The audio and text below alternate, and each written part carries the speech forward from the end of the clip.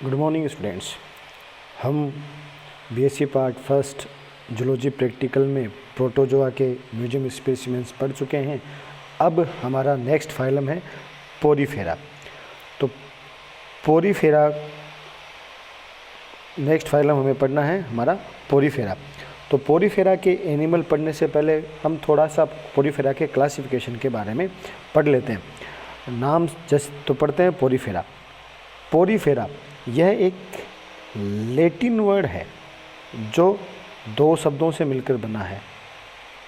Porous यानी पोर और फेरे यानी टू बियर, अर्थात वह एनिमल जो छिद्र युक्त होते हैं, यानी इन एनिमल की जो शरीर होगा वो छिद्र युक्त होता है। यही पोरीफेरा शब्द का मतलब है। पोरीफेरा का जब हम अध्ययन करते हैं तो पोरीफेरा के अध्ययन को पैराजूलॉजी कहते हैं। सबसे पहले साइंटिस्ट अरस्तु ने इनका अध्ययन किया, वह इन्हें स्पंज नाम दिया था। साइंटिस्ट लेमार्क ने इनकी स्थानबद्धता व पौधों के समान लक्षणों के आधार पर स्पंजों को जूफाइटा नाम दिया। एलिस ने पाया कि ये बाहर से जल को भीतर ग्रहण करते हैं, वह बाहर धकेलते हैं, अतः स्पंज को प्राणियों में रखा गया। साइंटिस्ट रॉबर्ट ग्रांट आए, स्पंज के जंतु होने की पुष्टि की, वह पोरीफेरा संघ का नाम प्रदान किया। इस संघ में लगभग 15,000 जातियों की खोज की जा सकी है। इस सारी कवायद में हमें याद रखने लायक जो चीज़ें हमारे लिए हैं, सबसे पहले अरस्तु ने इनका अध्ययन किया, पोरीफेरा नाम रॉबर्ट ग्रांट ने दिया। ये दो चीज़ें हमें याद रखनी है। और इसके अलावा पोरीफेरा के अध्ययन को हम क्या कहते हैं? पैराजूलॉजी कहते हैं। कम से कम हमें इतनी चीज़ें पोरीफेरा के बारे में याद होनी चाहिए। अब हम बात करेंगे पोरीफेरा के सामान्य लक्षण क्या हैं। सामान्य लक्षण: स्पंज स्थानबद्ध मिट्टी में रहने वाले, वह समुद्री जंतुओं में केवल एक कुल स्पॉन्जिलिडी के जंतु स्वच्छ जल में रहते हैं। इनकी देह की आकृति फूलदान के समान बेलनाकार असममित या अरिसममित होती है। जंतु की देह पर असंख्य छिद्र ओस्टिया पाए जाते हैं, जिनसे होकर देह में जल प्रवेश करता है। वह एक या अधिक बड़े छिद्र ओस्कुलम होते हैं, जिनके द्वारा देह से बाहर निकल जाता है। देह बहुकोशिकीय मल्टीसेलुलर व डिप्लोब्लास्टिक यानी द्विस्तरीय होती है, जिसमें बाह्य स्तर एक्टोडर्म वह आंतरिक स्तर एंडोडर्म पाई जाती है।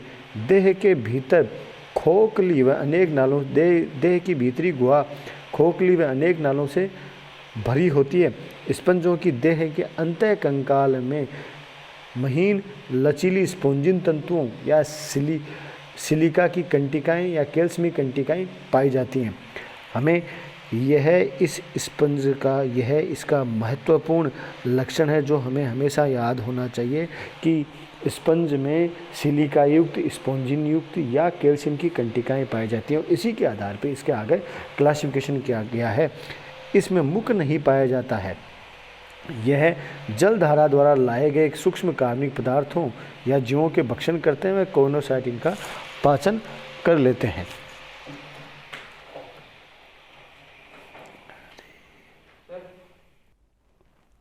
नेक्स्ट इसका करैक्टर है कि इस एनिमल में तंत्रिका एवं संवेदी कोशिकाएं अनुपस्थित होती हैं। कोशिकाएं स्वतः ही कुछ स्तर पर संगठित क्रियाएं करती हैं। श्वसन व उत्सर्जन देह सतह से विसरण द्वारा होता है। ओस्कुलम व ओस्टिया से जल धारा के साथ उत्सर्जी व अपशिष्ट देह से बाहर निकल जाते हैं। इसके जनन की बात करें पोरीफेरा में, तो पोरीफेरा में लैंगिक व अलैंगिक विधियों से जनन होता है। अलैंगिक विधि में मुकुलन बर्ड्स द्वारा व जेम्यूल द्वारा बनते हैं। इनमें रीजनरेशन या पुनर्जनन की अद्भुत क्षमता पाई जाती है। ये एनिमल उभयलिंगी या हर्मोप्रोडाइट होते हैं। इनमें प्रोटेंड्रस अवस्था पाई जाती है। क्रॉस फर्टिलाइजेशन या परनिषेचन पाया जाता है। निषेचन आंतरिक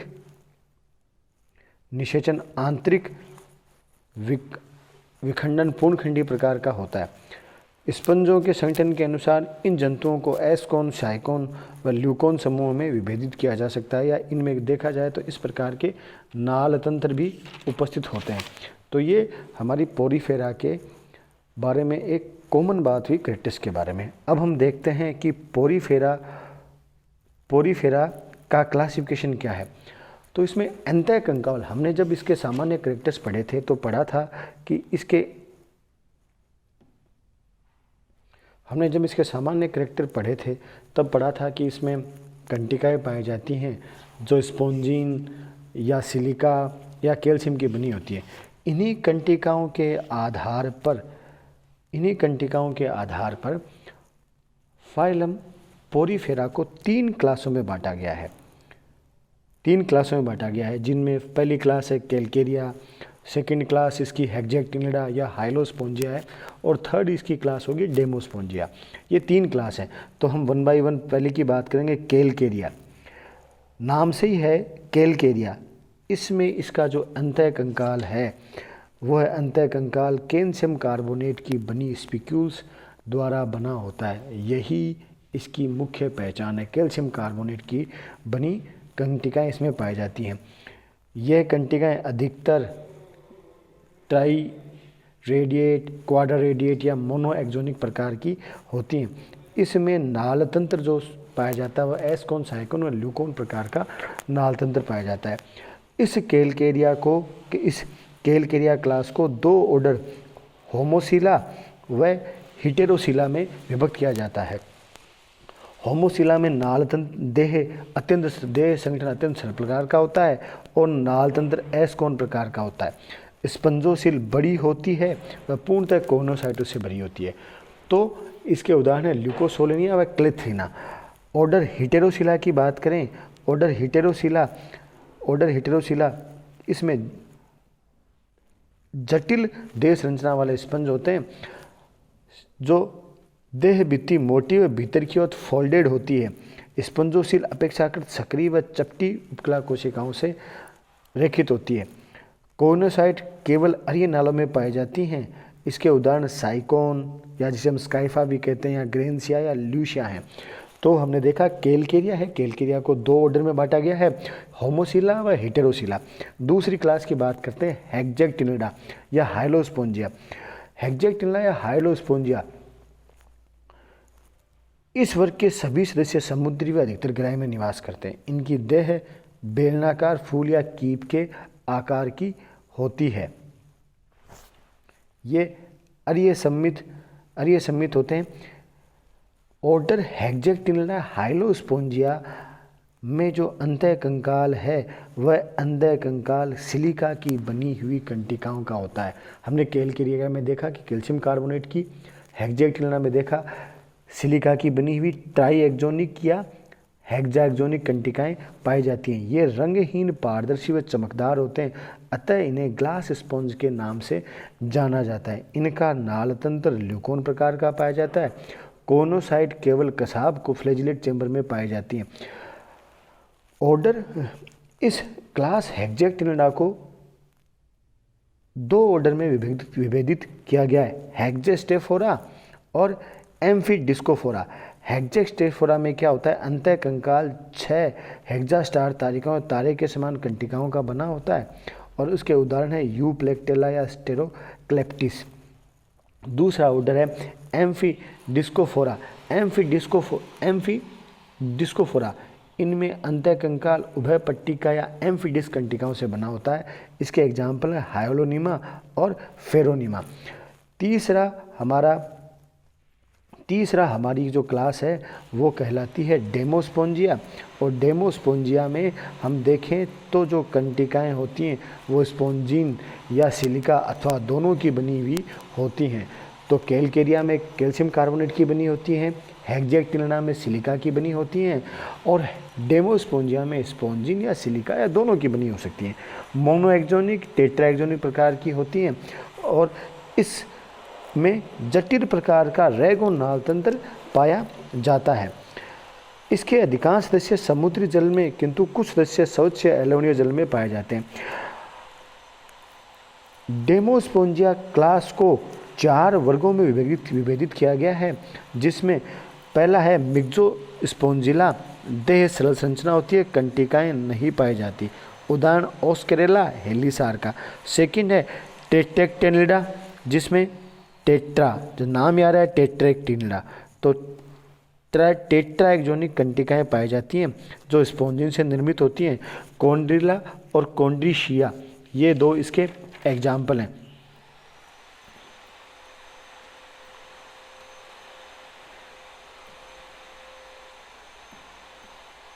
नेक्स्ट ऑर्डर आता है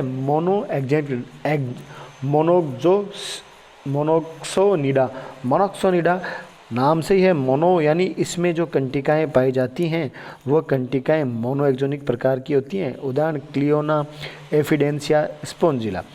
चौथा इसका ऑर्डर है वो है केरेटोसा। अंतः कंकाल स्पोंजिन से बनी कंटिकाओं का पाया जाता है और इसके उदाहरण हैं यूस्पोंजिया, हिपोस्पोंजिया, हिरसिना। ये हमने इसके क्लासिफिकेशन की बात करी, और क्लासिफिकेशन को अगर हम ब्रीफ में देखना चाहें तो पोरीफेरा 3 ऑर्डर, पोरीफेरा की 3 क्लास, कैलकेरिया, हेक्जेक्टिनिडा और डेमोस्पोंजिया। कैलकेरिया को दो ऑर्डर में, होमोसिला, हिटेरोसिला। हेक्जेक्टिनिडा को 2 ऑर्डर, हेक्सोस्टेफोरा, एम्फिडिस्कोफोरा, डेमोस्पोंजिया के 4 ऑर्डर, मिक्सोस्पोंजिला, टेट्रेक्टिनिडा, मोनोक्सिनिडा और केरेटोसा। इस प्रकार से हमने बात की है पोरीफेरा के क्लासिफिकेशन की आउटलाइन, ताकि हमें पता रहे कि पोरीफेरा के एनिमल्स में कौन कौन से कैरेक्टर्स पाए जाते हैं और इसका क्लासिफिकेशन किस प्रकार का है। आगे की वीडियो में हम बात करेंगे एक एक एनिमल को लेकर, जिस प्रकार से हमने प्रोटोजोआ के एनिमल्स को पढ़ा है। यह क्लासिफिकेशन सिर्फ पढ़ने और याद करने के लिए है, इसको फाइल में ड्रॉ नहीं करना है।